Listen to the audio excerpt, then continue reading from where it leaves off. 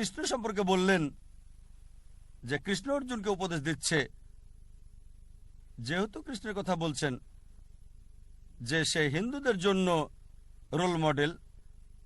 আর যখন মহাভারত পড়ি, আপনি জানেন সাদৃশ্য নিয়ে একটা লেকচার দিয়েছি, আপনি প্রশ্ন করেছেন তাই বলছি। মহাভারতে কি আছে যে কৃষ্ণ যখন নদীর তীরে যেত, যখন মহিলারা গোসল করতে আসতো, সে তখন কাপড়গুলো নিয়ে সেখান থেকে পালিয়ে যেত।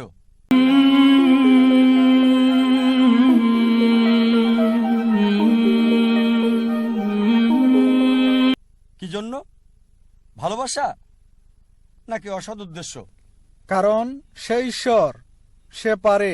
যেমন ধরেন আমি সম্মান করি, আমি ঈশ্বর যদি নারীদের কাপড় চুরি করতে চায় আর কাপড় নিয়ে চলে যায়, ঠিক আছে, কাপড় ছাড়া বেরিয়ে এসো, তাহলে কেন আপনি আমি করতে পারবো না? ঈশ্বরকে কপি করতে চাইলে কেন আপনি করবেন না? আর সেক্ষেত্রে হয়তো বলবেন এটা ঐশ্বরিক। ঈশ্বরকে আমরা কপি করব না, কারণ ঈশ্বর বিভিন্ন স্তরে রয়েছে। কিন্তু যদি কৃষ্ণকে ঈশ্বর বিবেচনা করেন, যদি ঈশ্বর নারীদের কাপড় নিয়ে যাওয়ার মতো কিছু করে থাকে আর বলে কাপড় ছাড়াই আসো, আপনি সেটা করতে পারবেন না? সহজেই করতে পারবেন। আর হিন্দি ছবিতে তাই দেখা যায়, দেখবেন এগুলো সবই আছে। আমি বলতে চাচ্ছি আমাদের সঠিকটা গ্রহণ করা উচিত। সনাতন ধর্ম পড়েছি, অনেক বিষয় আছে যেগুলো ভালো, শত শত হাজার হাজার ভালো বিষয় আছে, কিন্তু যেটা ভালো না সেটা আপনাকে বাদ দিতে হবে।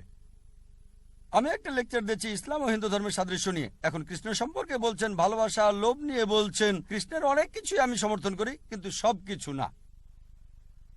অনেক কিছুই তিনি বলেছেন। তিনি বলেছেন ক্ষত্রিয় হতে, অন্যায়ের বিরুদ্ধে যুদ্ধ করতে, যদি আপনজনের বিরুদ্ধেও যায়।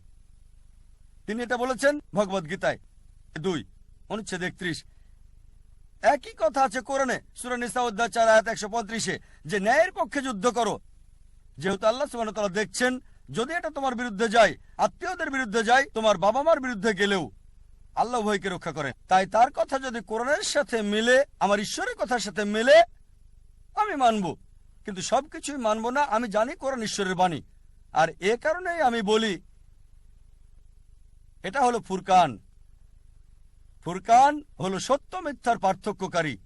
যদি আপনি এটা পড়েন, এটা হলো সর্বশেষ এবং চূড়ান্ত বার্তা সর্বশক্তিমান ঈশ্বরের, যা মানব জাতিকে দেওয়া হয়েছে। এটা পড়েন। আমি চ্যালেঞ্জ করলাম একটা মাত্র ভুল বের করতে। অন্যান্য গ্রন্থ যেগুলো আছে, অন্যান্য ধর্মগ্রন্থ, সময়ের আবর্তে সেগুলোর পরিবর্তন ঘটেছে, সংযোজন হয়েছে, মিশ্রণ হয়েছে। একথা কে বলেছে? আমি না, খ্রিস্টান বিশেষজ্ঞ। তারা বলেছে বাইবেল এখন তার আসল রূপে নেই। মহাভারত বিশেষজ্ঞরা বলছে শুরুতে মহাভারত একটা গল্প ছিল, যা অর্জুনের দাদা মানুষজনকে বলেছিল। পরবর্তীতে হলো 8,000 শ্লোকাস থেকে 24,000 শ্লোকাস। এখন দেখবেন 1 লাখেরও বেশি শ্লোকাস সংস্করণ আর সংযোজন। আমি মানতে পারি না যে ঈশ্বর তা করেছেন। ঈশ্বরের কথা বাদ দেন, ঈশ্বরের বার্তাবাহক এমনটা করবেন না। আমি যা বলবো এটা হয়তো একটা সংযোজন। আমি ঈশ্বরের বার্তাবাহকদের সম্মান করি, কিন্তু যদি বলেন তারা ঐশ্বরিক, তাহলে বলবো ঐশ্বরিক কোনো লোক এটা করবে না। ঠিক আছে, তবে এটা সংযোজন, এটা মিশ্রণ। আমি এ কারণেই আপনাকে অনুরোধ করব, এমন একটা বই পড়েন যেটা শতভাগ সঠিক, সম্পূর্ণ ত্রুটিমুক্ত। আল্লাহ বলেছেন পবিত্র কোরআনে সূরা হিজর অধ্যায় 15 আয়াত 9 যে আমি কোরআন নাজিল করছি, আমি এর হেফাজত করব। সর্বশক্তিমান ঈশ্বর নিজেই বলেছেন তিনি এই কোরআনকে হেফাজত করবেন। যদি এটা পড়েন, সঠিক অধিকার পাবেন যা মহিলারা পৃথিবীতে পেতে পারে। আশা করি উত্তরটা পেয়েছে।